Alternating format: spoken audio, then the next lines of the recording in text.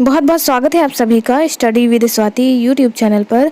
दोस्तों, आज के अपने इस वीडियो में हम बात करेंगे बाल विकास एवं शिक्षण अधिगम यूपीटीटी 2021 के लिए प्रैक्टिस सेट।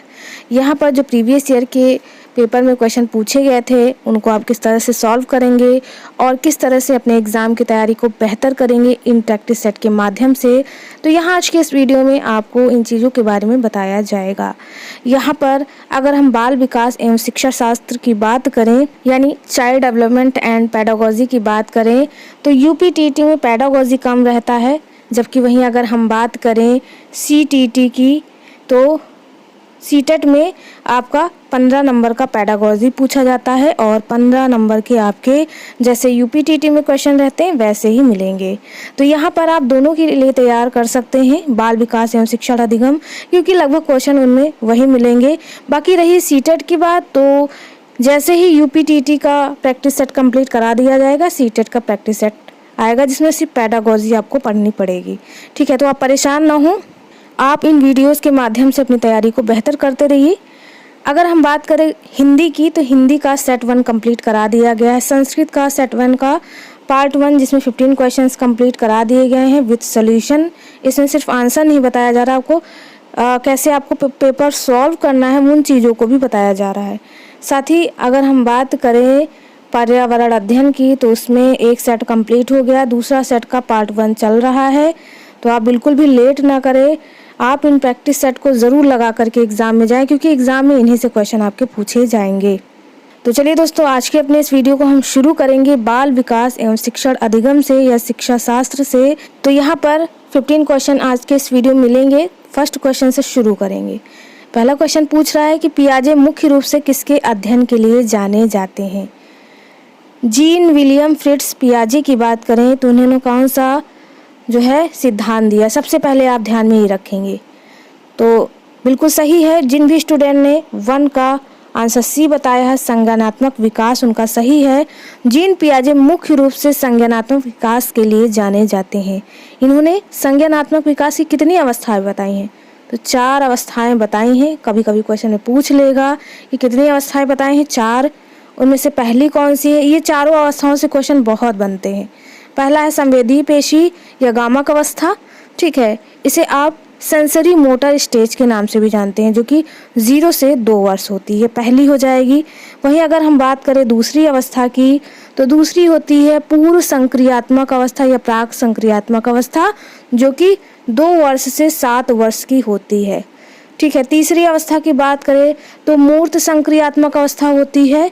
ठीक है, यह होती है 7 वर्ष से 12 वर्ष। वहीं चौथी होती है अमूर्त या औपचारिक संक्रियात्मक अवस्था, जो कि 12 वर्ष या 15 वर्ष के ऊपर की मानी जाती है। ठीक है, तो ये 4 अवस्थाएं मुख्य थी। क्वेश्चन इन्हीं से बनेंगे ज़्यादातर। तो जैसे जैसे हम प्रैक्टिस सेट लगाते जाएंगे चीज़ों को समझते जाएंगे। करेक्ट आंसर यहाँ पर सी हो गया। इस क्वेश्चन से हमने कितनी सारी चीज़ें सीखी। बढ़ते हैं अगले क्वेश्चन की तरफ, जो कि है क्वेश्चन नंबर 2। क्या कुछ पूछ रहा है देख लेते हैं। पूछा है निम्नलिखित में से कौन सा कथन सही नहीं है। इनमें से ये आपके 4 ऑप्शन दिए हैं, इनमें से कौन सा स्टेटमेंट सही नहीं है वो आपको फाइंड करना है, यानी इनकरेक्ट स्टेटमेंट आपको फाइंड करना है। तो जब भी ऐसा क्वेश्चन मिले तो जो भी इनकरेक्ट लगे उसी को आप फाइंड करिए। तो पहला देख लेते हैं, वंशानुक्रम माता पिता से संतानों में गुणों का संचरण है। बिल्कुल सही है, जो वंशानुक्रम है वह माता पिता से ही संतानों के गुणों में संचरित होता है, यह बात बिल्कुल सही है। दूसरा है कि विकास जो हमारा डेवलपमेंट है प्राणी और उसके पर्यावरण की अंतःक्रिया का परिणाम है, यह भी बिल्कुल सही है। ठीक है, विकास जो है प्राणी और पर्यावरण की अंतःक्रिया का ही परिणाम है। आगे बढ़ते हैं, तीसरा क्या कह रहा है। तीसरा कह रहा है कि वंशानुक्रम व्यक्ति की जन्मजात विशेषताओं का शोधन है। तो यह कहना भैया गलत है, यह स्टेटमेंट गलत हो जाएगा। वंशानुक्रम व्यक्ति की जन्मजात विशेषताओं का शोधन है, यह कहना गलत होगा, क्योंकि वंशानुक्रम व्यक्ति की जन्मजात विशेषताओं का पूर्ण योग है।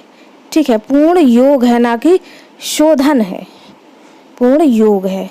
तो यहाँ पर हमें इनकरेक्ट स्टेटमेंट फाइंड करना था, तो ये सी हमारा इनकरेक्ट हो जाएगा। बाकी डी भी देख लेते हैं। डी दिया है माता पिता की शारीरिक और मानसिक विशेषताओं का संतानों में संचरित होना, ये तो सही है।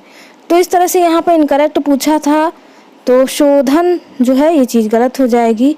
यहाँ पर 2 का आंसर सी हो जाएगा। चूँकि इनकरेक्ट पूछा था तो सी इनकरेक्ट है। ठीक है, बढ़ते हैं अगले क्वेश्चन की तरफ। तो पेडागोजी में भी लगभग ऐसे ही क्वेश्चन पूछेगा, आप बिल्कुल ऐसे ही सेट लगाते चलिए लाइन से, सीटेट वाले भी लोग, इसमें कोई दिक्कत वाली बात नहीं है। क्वेश्चन नंबर 3 पूछ रहा है कि सीखने के पठार के निराकरण के लिए क्या नहीं करना चाहिए, इनमें से क्या नहीं करना चाहिए। तो यहाँ पर 3 की बात करें तो 3 का करेक्ट आंसर जो है वह सी हो जाएगा, उसे दंडित करना चाहिए।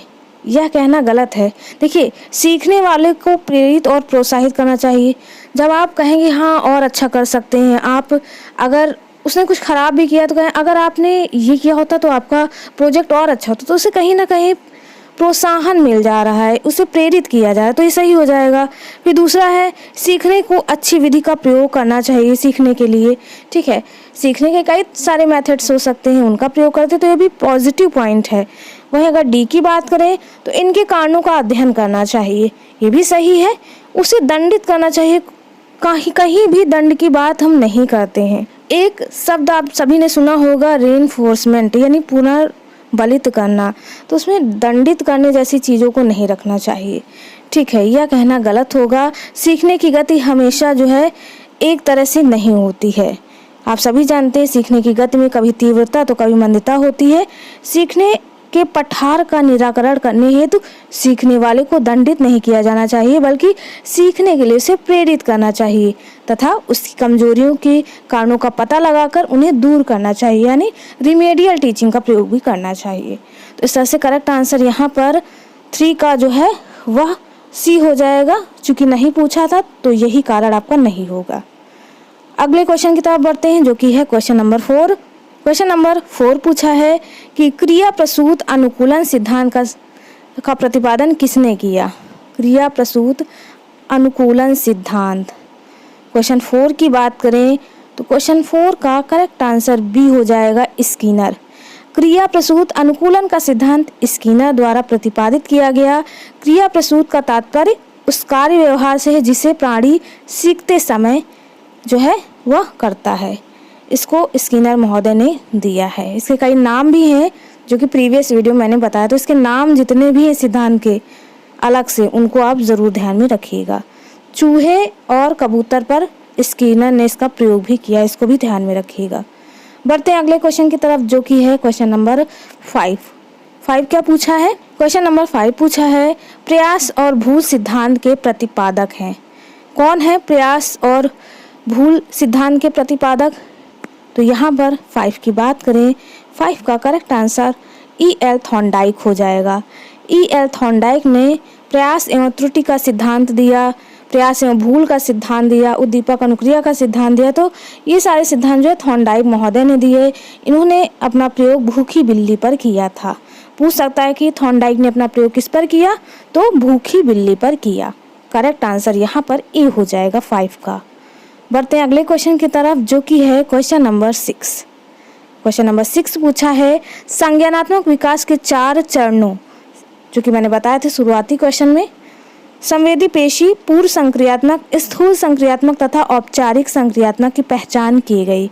किसके द्वारा की गई? तो जब भी संज्ञानात्मक विकास की बात आता है एक ही नाम याद आता है मुख्य रूप से, जो कि है जीन विलियम फ्रिट्ज पियाजे। तो यहाँ पर 6 का करेक्ट आंसर डी हो जाएगा, पियाजे द्वारा। बढ़ते हैं अगले क्वेश्चन की तरफ, जो कि है क्वेश्चन नंबर 7 पूछा है निम्नलिखित में से कौन सा सीखने का नियम नहीं है। इनमें से कौन सा नियम सीखने का नहीं है, आपको बताना है।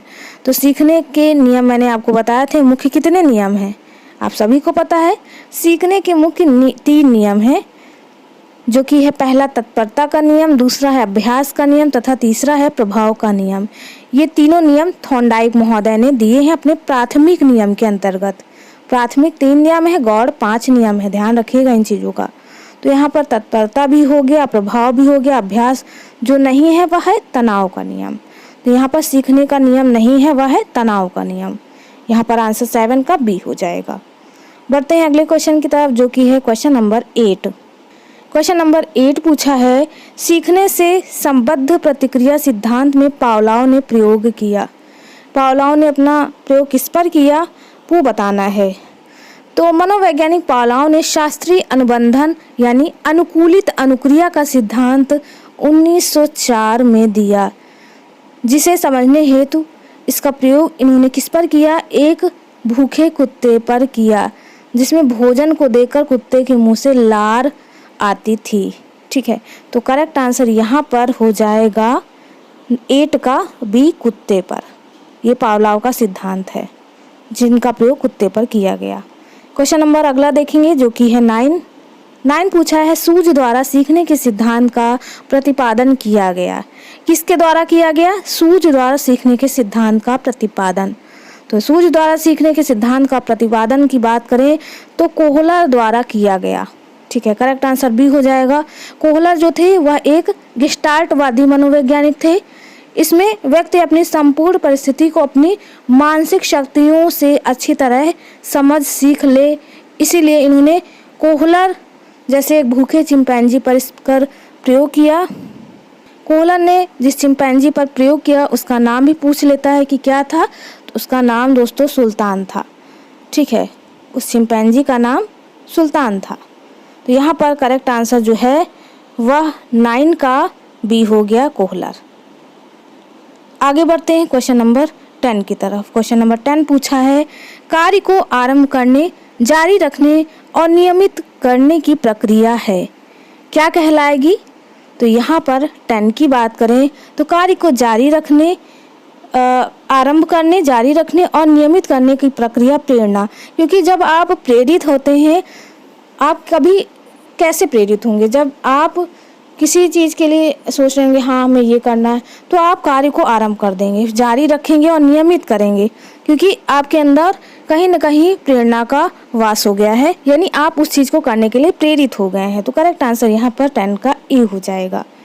बढ़ते हैं अगले क्वेश्चन की तरफ, जो कि है क्वेश्चन नंबर 11 पूछा है, किस अधिगम मनोवैज्ञानिक ने बाल अधिगम विकास में पुरस्कार को महत्व नहीं दिया है? यहाँ पर 11 पूछ रहा है। तो थॉर्नडाइक ने भैया दिया। ठीक है, भूखी बिल्ली पर जब प्रयोग किया तो दिया उसको पुरस्कार, लालच वगैरह। पावलोव ने भी दिया, स्किनर ने भी दिया, इन सभी ने दिया।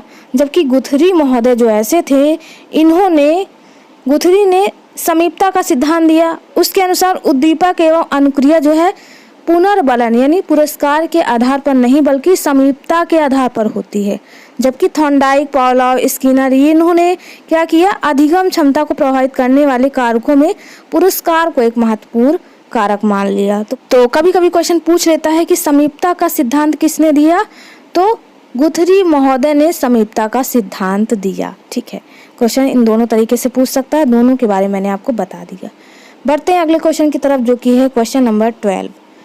क्वेश्चन नंबर 12 पूछ रहा है, क्रोध व भय प्रकार है, किसके प्रकार हैं? तो आप सभी को पता है, या है संवेग के प्रकार। करेक्ट आंसर यहाँ पर 12 का बी हो जाएगा। बच्चों में संवेग कई प्रकार के पाए जाते हैं, जैसे जैसे वे बड़े हो जाते हैं, शैशवावस्था, बाल्यावस्था, और उसके बाद आएगा किशोरावस्था, ठीक है, युवावस्था, प्रौढ़ावस्था। तो उनमें संवेगों में कई सारे परिवर्तन देखने को मिलते हैं। संवेग का अर्थ उत्तेजना से लगाया जाता है।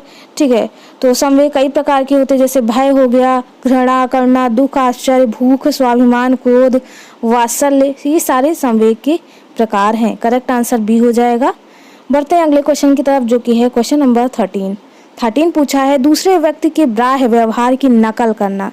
एक छोटा बच्चा है, मान लो कार्टून देख रहा है, जैसे शिनचैन देख रहा है, तो उसकी नकल कर रहा है, तो क्या कर रहा है? ठीक है, वो अनुकरण कर रहा है, यानी उन चीज़ों को देख करके दोहरा रहा है। अनुकरण मतलब ही नकल करना होता है। करेक्ट आंसर बी हो जाएगा। नेक्स्ट क्वेश्चन 14 देख लेते हैं। क्वेश्चन नंबर 14 पूछा है, सीखने का प्राथमिक मूलभूत नियम संबंधित है, किससे संबंधित है? तो वह आपको बताना है यहाँ पर।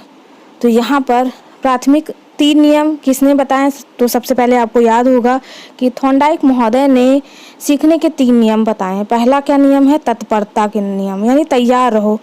यह नियम कार्य करने के पूर्व तत्पर या तैयार किए जाने पर बल देता है। यदि हम किसी कार्य को सीखने के लिए तत्पर या तैयार होते हैं तो उसे शीघ्र सीख लेते हैं। जब हम तत्पर ही नहीं होंगे, उस चीज़ को करना ही नहीं चाहते, तो हम कैसे तैयार हो पाएंगे। जैसे आप ही हैं, हम ही हैं, मान लीजिए यूपी टेट पेपर आया, सी टेट पेपर आया, तो हम तैयार होना चाहते हैं ना कि भैया हमें एग्ज़ाम की तैयारी करनी है। तो इसीलिए तो हम सीखने के लिए चीज़ों को खोजते रहते हैं कि यहाँ से भी पढ़ ले, वहाँ से भी चीज़ें मिल जाएं। ठीक है, तो तत्परता बहुत ज़रूरी है और वह अपनी इच्छा पर ही केंद्रित होती है। अपने ऊपर जब हम चीज़ों को लागू करेंगे तभी तो सीखेंगे, प्रेरित होंगे तभी तो सीखेंगे। तो यहाँ पर कह रहा है सीखने का प्राथमिक मूलभूत नियम क्या है, तो तत्परता। सबसे पहले आप तैयार हो जाओ चीज़ों के लिए। करेक्ट आंसर यहाँ पर 14 का डी हो जाएगा। बढ़ते हैं 15 नंबर क्वेश्चन की तरफ। क्वेश्चन नंबर 15 पूछा है, सीखने की प्रक्रिया को प्रभावित करने वाले कारक हैं, इनमें से कौन से कारक हैं। जब भी हम बात करते हैं सीखने की प्रक्रिया को प्रभावित करने वाले कारकों की, तो कई सारे कारक हो सकते हैं। अधिगम यानी सीखने को प्रभावित करने वाले कई कारक हैं। पूर्व अधिगम, विषय वस्तु का स्वरूप, विषय के प्रति मनोवृत्ति, सीखने की इच्छा, सीखने की विधि, अभिप्रेरणा, वातावरण, आनुवंशिकता, ये सभी जो है सीखने की प्रक्रिया को प्रभावित करते हैं। तो यहाँ पर करेक्ट आंसर डी हो जाएगा। ये सभी यानी प्रशंसा एवं निंदा, अनुकरण, प्रतियोगिता, ये सभी सीखने की प्रक्रिया को प्रभावित करेंगे। करेक्ट आंसर 15 का डी हो गया। तो दोस्तों आज के इस वीडियो में हम यहाँ पर रुकेंगे। इसके नेक्स्ट वीडियो में रेस्ट ऑफ द क्वेश्चंस को लेकर के बात की जाएगी। उम्मीद और आशा है आप सभी को हमारा यह वीडियो पसंद आया हो। चलिए दोस्तों, मिलते हैं अपने एक नेक्स्ट वीडियो में एक नए टॉपिक के साथ। तब तक के लिए आप सभी का बहुत बहुत धन्यवाद। Thank you friends, keep watching and share to others.